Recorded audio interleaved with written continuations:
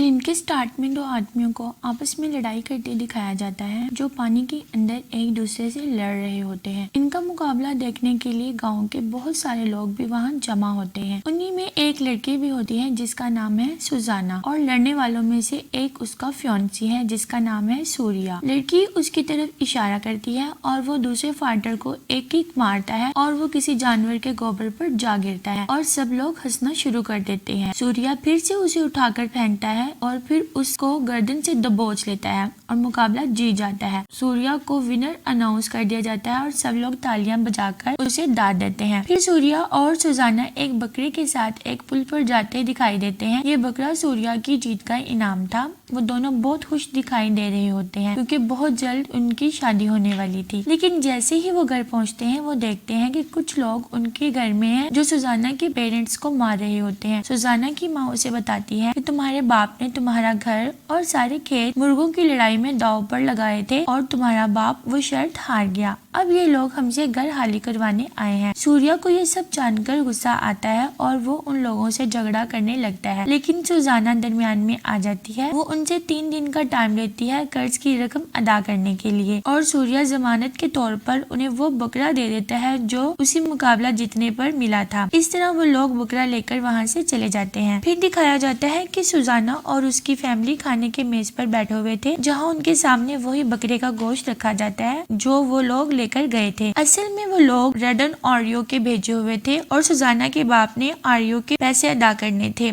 आर्यो सबसे कहता है कि खाना शुरू करें। वो सब लोग खाना शुरू कर देते हैं। आर्यो की बेबी मिनाटी भी खाने के टेबल पर उनके साथ थी। सुजाना का बाप आर्यो से कहता है अभी कर्ज की रकम अदा करने के लिए उसके पास पैसे नहीं है। आर्यो कहता है कि एक सूरत में तुम्हारी कर्ज की रकम माफ हो सकती है अगर तुम अपनी बेटी सुजाना की शादी मुझसे कर दो। तो सुजाना अपने पेरेंट्स की खातिर इस शादी के लिए तैयार हो जाती है और रेडन आर्यो से शादी कर लेती है। शादी की तकरीब अभी चल रही होती है कि वहाँ सूर्या आ जाता है जो उस वक्त नशे में लग रहा होता है। वो वहाँ आकर आर्यो के आदमियों से झगड़ना शुरू कर देता है। लड़ाई के तुरंत वहाँ आग लग जाती है और सब लोग डर जाते हैं। सूर्या आर्यो को धमकी देता है कि वो उसे मार देगा, लेकिन आर्यो के आदमी उस पर हमला करके उसे पकड़ लेते हैं और एक जगह जाकर लटका देते हैं। आर्यो एक हंटर से सूर्या को मारता है जिससे सूर्या की कमर से खाल उतर जाती है, लेकिन आर्यो उसे मुसलसल मारता रहता है। सुजाना ये सब देख रही होती है और वो बहुत रोती है। फिर वो उसे नीचे गिरा देता है और आर्यो एक तलवार से उसका एक बाजू काटने लगता है। तो सुजाना उसे रोक लेती है और उसके कदमों में गिरकर सूर्या की जिंदगी की भीख मांगती है। आर्यो से कहता है कि इसके बदले में तुम्हें मेरी हर बात माननी होगी। इस तरह आर्यो उसे छोड़ देता है और सुजाना को लेकर वहाँ से चला जाता है। आर्यो की पहली बीवी को इस बात की बहुत जलन होती है और वो आर्यो से पूछती है कि उसने ऐसा क्यों किया। तो वो बताता है कि उसे अपनी जायदाद को संभालने के लिए एक वारिस चाहिए जो वो उसे नहीं दे सकी।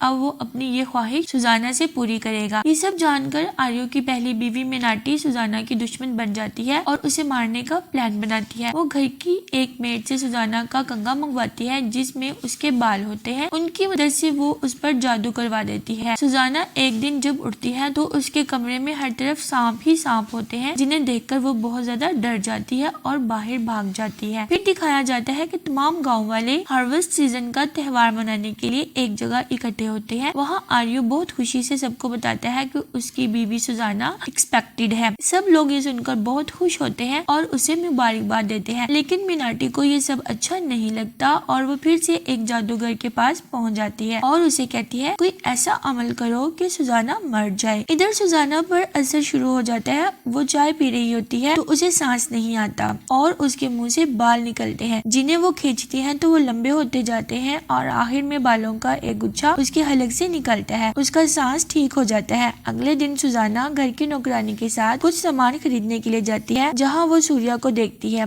और उसके पास चली जाती है। वो उसे सारा वाकया सुनाती है और बताती है कि उसे लगता है कि उस पर किसी ने काला जादू किया है। वो अपने हलक से निकलने वाले बाल उसे देती है और कहती है कि इसका कोई हल निकाले और फिर वहाँ से आ जाती है। इधर मीनाटी फिर उस जादूगर के पास जाती है और उसे कोई जबरदस्त अमल करने का कहती है और वो एक बहुत ही खतरनाक काले जादू का अमल शुरू कर देता है जिसका असर फौरन ही होना शुरू हो जाता है और सुजाना की तबीयत बिगड़ने लगती है। उसे बहुत ज्यादा पेन होती है। वो नौकरानी से कहती है कि उसे कमरे तक छोड़ दे। उधर वो आमिल एक काले मुर्गे पर अमल कर रहा होता है और उसे मारता है, लेकिन तकलीफ सुजाना को हो रही होती है। वो लोग समझते हैं कि शाहिन बेबी की डिलीवरी का टाइम आ गया है, इसलिए मिडवाइफ भी वहाँ आ जाती है, लेकिन उसकी तकलीफ बढ़ती जाती है। कमरे के बाहर आर्यो बेचैनी से इंतजार कर रहा होता है। उधर आमिल मुर्गे को और भी बुरी तरह से मारता है और सुजाना का बेली एकदम से फूलना शुरू हो जाता है और साइज में बहुत बढ़ जाता है। नौकरानी और मिडवाइफ ये देखकर डर जाती है और भागकर एक तरफ खड़ी हो जाती है। फिर सुजाना की कमर फूलना शुरू हो जाती है और ऐसे लगता है कि उसका बेबी बेली की बजाय कमर में है। फिर एकदम से धमाका होता है और उसकी कमर फट जाती है और सारे कमरे में खून बिखर जाता है और ये दरवाजा तोड़कर अंदर दाखिल होता है तो सुजाना तड़प रही होती है और फिर मर जाती है, लेकिन वो एक बेटी को जन्म देती है जो उसकी कमर के रास्ते बाहर आती है। अगले दिन जब नौकरानी अपने घर वापस जा रही होती है तो उसे सूर्या मिलता है और सुजाना का पूछता है तो वो बताती है कि सुजाना मर चुकी है। ये सुनकर वो बहुत रोता है और रात होते ही कब्रिस्तान चला जाता है और सुजाना की कब्र पर पहुंच जाता है। वो कब्र खोदकर उसकी डेड बॉडी निकाल लेता है और उसकी बॉडी को देखता है, जहाँ उसे सुजाना की कमर में एक बहुत बड़ा सुराख नजर आता है। फिर वो डेड बॉडी उठाकर जंगल की तरफ चल देता है और रात वैसे ही सो जाता है। फिर उसे आवाज आती है, कोई उसका नाम ले रहा होता है। वो घबरा कर उठता है और फिर चल देता है। फिर उसे किसी की आवाज आती है, कोई उसका नाम लेकर बुलाता है और कहता है, मैं तुम्हारी सुजाना को जिंदा कर सकता हूँ, लेकिन एक शर्त पर। अगर तुम मुझे वो बेबी ला कर दो जो सुजाना से पैदा हुआ है तो मैं उसे जिंदा कर दूंगा। सूर्या मान जाता है और सुजाना जिंदा हो जाती है। वो उसे गले से लगाता है और बहुत खुश होता है, लेकिन जिंदा होने के बाद भी उसका जख्म वैसा ही होता है। सुजाना उससे पूछती है उसका बेबी कहाँ है, उसके साथ क्या हुआ, और वो वहाँ से गायब हो जाती है क्योंकि उसे अपने बेबी की तलाश थी। वो एक घर के पास पहुँच जाती है जहाँ एक माँ और बच्चा होते हैं, लेकिन ये उसका बेबी नहीं था। अब सुजाना भूत बनकर लोगों को डराना शुरू कर देती है। पहले वो एक दाल चावल बेचने वाले को डराती है, कुछ लोग बाइक पर आ रहे होते हैं उन्हें डराती है। वो सब लोग कहते हैं गाँव में भूत आ गया है और वहाँ से भाग जाते हैं और सारे गाँव वालों को इकट्ठा करके बताते हैं कि गाँव में भूत आ गया है और सिक्योरिटी गार्ड से कहते हैं कि वो भूत को पकड़े। दूसरी तरफ सूर्या उसे ढूंढ रहा होता है। सुजाना उसके पास जाती है और पूछती है मेरे साथ क्या हुआ था, तो वो बताता है तुम पर किसी ने काला जादू किया, तुम एक तकलीफ दे मौत मरी हो, फिर मैंने तुम्हें जिंदा करने के लिए एक शामिल नाम के शैतान के साथ डील की है। सुजाना को ये सुनकर बहुत गुस्सा आता है। वो कहती है सूर्या तुम मेरी मदद करो और मेरी बेटी को उस घर से निकालो। सूर्या वादा करता है कि वो उसकी मदद जरूर करेगा। फिर वो उस नौकरानी को लेकर जंगल में जाता है और सुजाना को बुलाता है। नौकरानी उससे पीछे रह जाती है। उसे एकदम किसी के खौफनाक हंसी की आवाज आती है। वो इधर उधर देखती है तो सुजाना एक दरख्त पर बैठी होती है। वो नौकरानी डर कर भाग जाती है, लेकिन सुजाना उसके सामने आ जाती है और उस पर हमला करने लगती है। उसी दौरान सूर्या आ जाता है और उसे रोकता है और बताता है कि ये हमारी मदद करेगी। सुजाना उससे अपनी बेटी के बारे में पूछती है तो वो बताती है कि आपकी बेटी की जिंदगी को खतरा है और मीनाटी उसे मारना चाहती है। वो एक दिन उसे मारने वाली थी कि मैंने जाकर बचाया। इस तरह वो सारी बातें सुजाना को बता देती है। वो ये भी बताती है कि जाया नाम का एक आमिल मीनाटी से मिलने भी आया था और ये सारा काला जादू वही करता है। फिर सूर्या नौकरानी को लेकर उसी आमिल जाया के पास जाता है जहाँ वो काले जादू का अमल किया करता था। सूर्या उसे कहता है कि तुम आर्यो के घर पर अपना लगाया हुआ सुरक्षा का असर खत्म कर दो, वरना सुजाना की आत्मा तुम्हें जिंदा नहीं छोड़ेगी, क्योंकि उसे अपने बेबी वापस चाहिए और तुम उसमें रुकावट बने हुए हो। वो शामन आगे से हंसता है और एक अमल करता है जिससे वो सुजाना की आत्मा को वहाँ बुलाता है और कहता है मैं एक ताकतवर आमिल हूँ और मेरा कुछ नहीं बिगाड़ सकती। ये सुनकर सूर्या उस पर खंजर से हमला करने लगता है तो वो अपने जादू के अमल से उसे रोक देता है और उसके हाथ से खंजर गिर जाता है और सूर्या दूर जा गिरता है। फिर वो शामन एक पुतले पर अमल पढ़कर सूर्या का गला घोंटकर उसे मारना चाहता है और फिर उस पर खंजर से वार करता है, लेकिन वो नौकरानी आगे आ जाती है और खंजर उसे लग जाता है, लेकिन वो उसके गले में बंधा हुआ तवीज उतार कर आग में फेंक देती है और तवीज के जलने से सुजाना की आत्मा आजाद हो जाती है और उस शामन की पावर्स भी कमजोर हो जाती है। सूर्या उसे उठाकर दूर फेंकता है और उस नौकरानी को बचाने के लिए उसके पास जाता है, लेकिन वो शामन उसके सर पर कोई भारी चीज मारता है और सूर्या बेहोश हो जाता है। फिर वो सूर्या को मारने लगता है तो वहाँ सुजाना आ जाती है और उस शामन को सर से पकड़ लेती है और जोर से उसके सर को दबाती है, जिससे उसके सर के टुकड़े टुकड़े हो जाते हैं और वो मर जाता है। फिर दिखाया जाता है कि दो पुलिस वाले घोस्ट पकड़ने के लिए एक ट्रैक बिछाते हैं और खुद एक दरख्त के पीछे छुप जाते हैं। सुजाना की आत्मा उस ट्रैक में आ जाती है। वो जब जाकर देखते हैं तो उन्हें पता चलता है ये तो आर्यो की बीवी सुजाना है। असल में उन्हें पता नहीं था कि सुजाना मर चुकी है। वो आपस में मशवरा करते हैं कि लगता है आर्यो की बीवी उससे नाराज होकर आई है, हम जाकर आर्यो को यहाँ लेकर आते हैं और उसके बदले वो हमें इनाम देगा। उनमें से एक आर्यो को बुलाने के लिए चला जाता है। वो आर्यो को बताता है कि तुम्हारी बीवी सुजाना जंगल में फिर रही थी तो हमने उसे पकड़ लिया। आर्यो उसके साथ जंगल में आता है, लेकिन जब वो देखता है तो वो सुजाना नहीं बल्कि कोई और लड़की होती है, क्योंकि सुजाना अपनी शक्ल बदल लेती है। आर्यो पुलिस वालों को बहुत डांटता है और वहाँ से चला जाता है। उनमें से एक पुलिस वाला सुजाना को अपने घर ले आता है और उसे खाने का पूछता है और नूडल्स का पैकेट सुजाना को देता है। इतने में दूसरा पुलिस वाला भी वहाँ आ जाता है और कहता है मुझे लगता है वो लड़की एक भूत है, क्योंकि मुझे पता चला है कि सुजाना मर चुकी है। मेरे पास एक तरीका है पता चलाने का। फिर वो दोनों अंदर जाते हैं जहाँ सुजाना उन्हें नूडल्स देती है। पुलिस वाला जिसका नाम जापरा है वो दूसरे पुलिस वाले को मरे हुए इंसान की राख देता है और कहता है कि ये जिंजर का पाउडर है, इसे पानी में डालकर लाओ। वो 3 ग्लासों में पानी ले आता है और फिर एक ग्लास खुद पी लेता है। क्योंकि वो थोड़ा बेवकूफ होता है, उसे वो पानी बद जायका लगता है तो उसे बाहर फेंक देता है, जो नूडल्स पर गिरता है और वो नूडल कीड़े बन जाते हैं। और सुजुना उस राख की बोतल को भी तोड़ देती है, जिससे उन सब पर राख गिर जाती है और सुजुना एक भूत बन जाती है, जिसकी कमर में एक बहुत बड़ा सुराख होता है। वो दोनों बहुत डर जाते हैं और वहाँ से भाग जाते हैं, लेकिन साइकिल पे बैठते ही गिर जाते हैं। फिर दिखाया जाता है कि सूर्या उन दोनों को वो सारी बातें बता रहा होता है कि किस तरह